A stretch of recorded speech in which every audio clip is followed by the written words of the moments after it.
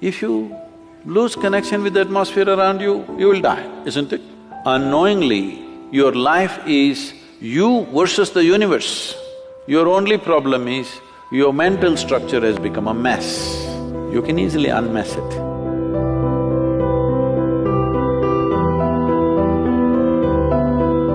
Sadhguru, in helplessness, many youngsters start thinking of taking the extreme step of ending their life. On this topic, many questions were asked. One of them is, many of my close friends are suicidal. What could I do to help them to get rid of this thought? And they don't want to do yoga. That's a rider, huh? So, let's answer from this end. First of all, what is yoga? Well, right now unfortunately even in this country where it all began, people's idea of yoga is actually a rebound from the American coast.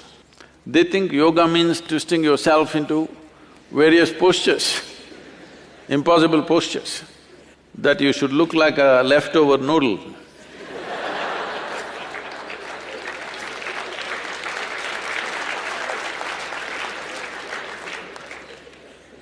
No, I want you to understand what yoga means. Yoga means union.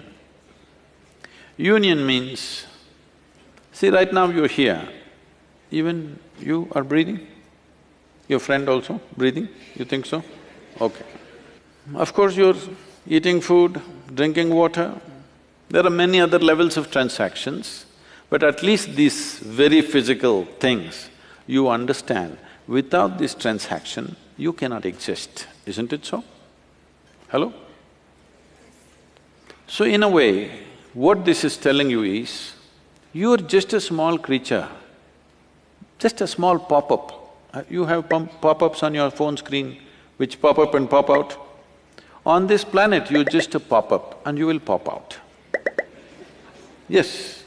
So, you think you're an individual existence by yourself. No. If you lose connection with the atmosphere around you, you will die, isn't it? If you don't eat or drink, you will die. Not just that, every cell, every subatomic particle in this body is in transaction. If the transaction doesn't happen, you can't exist for a moment. But psychologically, you get yourself into such a cocoon that you think you are an individual existence all by yourself. Yoga means you consciously obliterate the boundaries of your individuality. Because if you do not consciously obliterate the boundaries of your individuality, then unknowingly your life is you versus the universe. It's a very… you must listen to me on this one, you can take my advice on this, it's a bad competition to get into. You versus the universe, definitely you will feel like dying. When you face such a big competition, it's not worth living, it'll become like that. So how people normally handle it is, by obliterating it in unconscious ways a little bit. Somebody falls in love with somebody, suddenly they've opened up the boundaries of their individuality a little bit to somebody. The English expression of falling in love is a good expression because something of you has to fall. You can't rise in love, you can't fly in love, you can't climb in love, you have to fall in love. That means… that means something of you has to be stripped, something of you has to fall down. You have to make space for something else. Little bit of unconscious yoga you did. Does he still don't want to do yoga? So this longing to break the boundaries, if it finds very physical, basic expression, we call this sexuality. If it finds emotional expression, we call this a love affair. If it finds a mental expression, it gets labeled as ambition, conquest or simply shopping. If it finds a conscious expression, we call it yoga.